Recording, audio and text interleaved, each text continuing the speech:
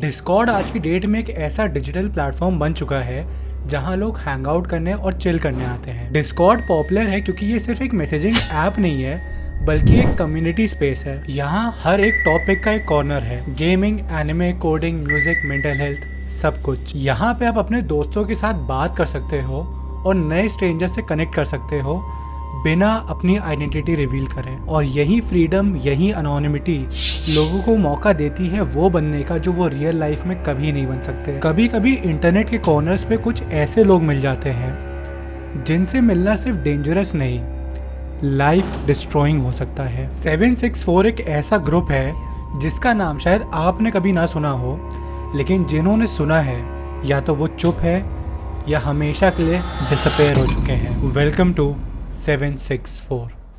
Maria USA में अपनी 14 साल की बेटी ट्रिनिटी के साथ काफी नॉर्मल सा जीवन जी रही थी, लेकिन पिछले कुछ दिनों में मारिया का बिहेवियर काफी बदला बदला सा लग रहा था। इवन मारिया के फ्रेंड्स एंड कलीग्स भी ये बात नोटिस कर पा रहे थे कि मारिया काफी एंशियस, रेस्टलेस एंड वरीड सा एक्ट कर रही है। पूछने पे मारिया बताती है कि वो रात रात भर सो नहीं पाती है क्योंकि उसको अपने खुद के घर में सेफ नहीं फील होता है। लेकिन आखिर मारिया ने ऐसा क्यों बोला?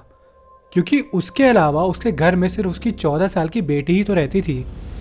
Many months I lived in fear that she was going to kill me and I would sleep with a kitchen knife. पहली नजर में अगर कोई भी ट्रिनिटी को देखता तो ट्रिनिटी एकदम हार्मलेस बच्ची लगती। Trinity was a loner. वो अपने रूम से रेयरली बाहर निकलती थी।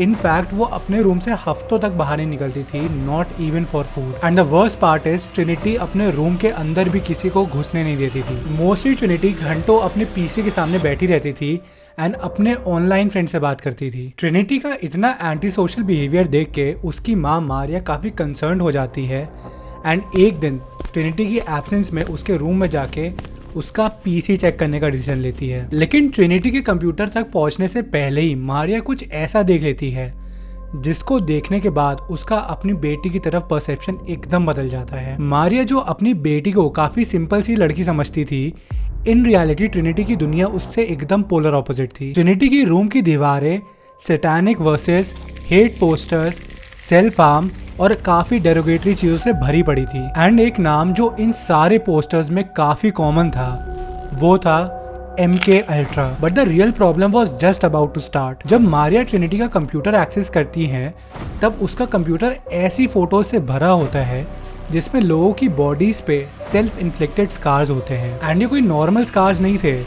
इन सारे स्कार्स में लोगों ने अपनी बॉडीज पे सेंटेंसेस कार्व कर रखे थे। एंड अगेन इन सारे स्कार्स में एक वर्ड कॉमन था जो था MK अल्ट्रा। मारिया वो शेकन बाय द फैक्ट कि ट्रिनिटी के कंप्यूटर में ऐसी इमेजेस हैं एंड वो काफी शॉक्ड भी थी। लेकिन जब मारिया ये फोटोज देख रही होती है तभी ट्रिनिटी के कंप्यूटर पे एक नोटिफिकेशन आती है और ये नोटिफिकेशन होती है MK अल्ट्रा नाम के एक डिस्कॉर्ड यूजर की। उसका हाथ माउस पे होता है लेकिन उसकी आंखें स्क्रीन पे चिपकी रहती हैं। वो देखती है 764 नाम के एक ग्रुप में उसकी बेटी ट्रिनिटी ये सारी स्कार्स वाली इमेजेस भेजती थी। एंड अब मारिया को स्लोली रियलाइजेशन हो गया था कि जो ये सारी स्कार्स वाली इमेजेस हैं वो किसी और की नहीं बल्कि खुद ट्रिनिटी की हैं। जब ट्रिनिटी घर वापस आती है तो पहली चीज जो मारिया नोटिस करती है वो ये है कि ट्रिनिटी ने काफी बैगी एंड फुल्ली कवर्ड कपड़े पहने होते हैं। मारिया तुरंत ट्रिनिटी को बोलती है अपना टॉप रिमूव करने को। पहले तो ट्रिनिटी काफी रेजिस्ट करती है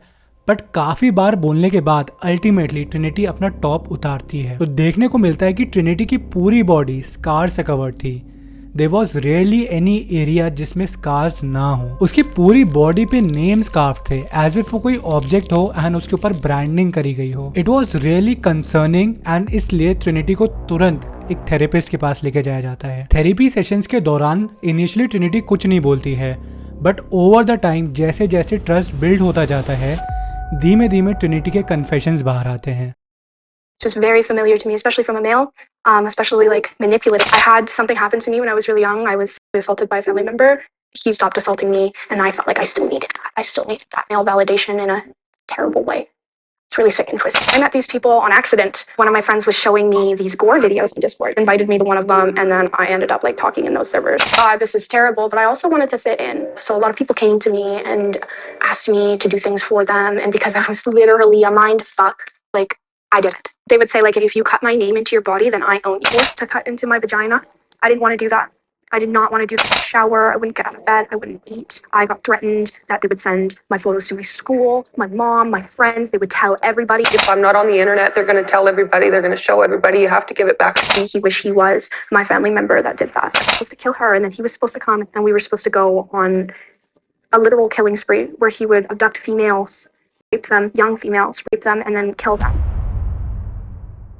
हर टास्क के बाद मेंबर्स को प्रमोट करने का प्रॉमिस करा जाता था एंड जो मना करता था उसका हरासमेंट स्टार्ट हो जाता था। IP leaks, death threats, blackmail, real life doxxing, ये सब कुछ तरीके थे जिससे इन विक्टिम्स को रोज इन ग्रुप्स में सेल्फ हार्म के लिए फोर्स करा जाता था। And the worst part is ये सारे विक्टिम्स माइनर्स थे एंड सिर्फ माइनर ही नहीं, most of these kids were victims of sexual assault और had some trauma in their life. Mostly इन सब बच्चों को कुछ ना कुछ मेंटल हेल्थ इश्यूज थे एंड अब क्योंकि ये बच्चे मेंटली इतने स्ट्रॉन्ग नहीं थे, इस वजह से इस सर्वर के हैरासमेंट को वो रेजिस्ट भी नहीं कर पाते थे। And to be honest, in most cases इस सर्वर के लोग इन बच्चों को फोर्स भी नहीं करते थे, वो इन बच्चों को इतना ब्रेन वॉश कर देते थे। एंड कई केसेस में तो इंक्लूडिंग ट्रिनिटी के केस में ये बच्चे ये सारे काम अपनी खुद की विल से कर रहे होते हैं। अब शायद तुम में से कुछ लोग सोच रहे हो कि आखिर इस सर्वर के लोगों को ऐसे मेंटली इल बच्चे मिलते कहाँ से थे। तो इनका रिक्रूटमेंट प्रोसेस और मेस्ड अप है। पहले इन्होंने ऐसे सर्वर्स बना रखे थे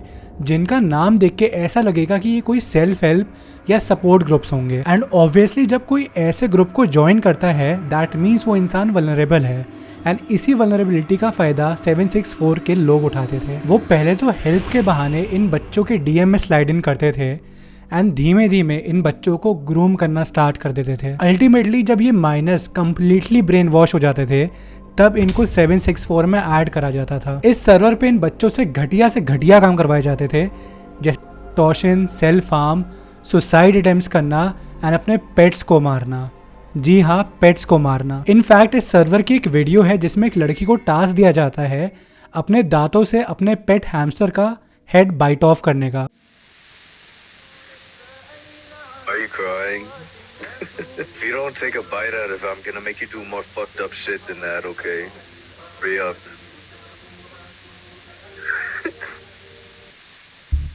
इस पूरी वीडियो में ये लड़की रो रही होती है, बेग कर रही होती है, लेकिन उसको ब्लैकमेल करा जाता है एंड अल्टीमेटली वो लड़की अपने पेट हैमस्टर का हेड बाइट ऑफ कर देती है। 764 में जो ऑडियंस इस वीडियो को देख रही थी वो इसको देख के बहुत खुश होती है एंड उस लड़की के ऊपर हंसती है। इट वॉज लाइक उनके लिए सब सिर्फ एक अम्यूजमेंट था। It was so normal for them जैसे हमारे लिए कोई क्रिकेट मैच देखना हो। 764 में एसेंशियली दो मेजर टीम्स थी, द डॉक्सर्स एंड द रिक्रूटर्स। डॉक्सर्स का काम था इन विक्टिम्स की पर्सनल इन्फॉर्मेशन कलेक्ट करना, जैसे उनका होम एड्रेस, उनके स्कूल का नेम, उनके फ्रेंड्स का नेम एंड इन सारी इन्फॉर्मेशन को यूज करके इन विक्टिम्स को ब्लैकमेल करना। रिक्रूटर्स का काम था इन विक्टिम्स को ढूंढना, उनको ब्रेन वॉश करना एंड देन उनको 764 में ऐड करना। ऑल्सो अगर कोई विक्टिम इन टास्क को करने से डिनाई कर देता था तो उनके फ्रेंड्स एंड फैमिलीज को ये सारी प्राइवेट इमेजेस भेज दी जाती थी। यूरी, MK अल्ट्रा, कुश, हेवन, ये कुछ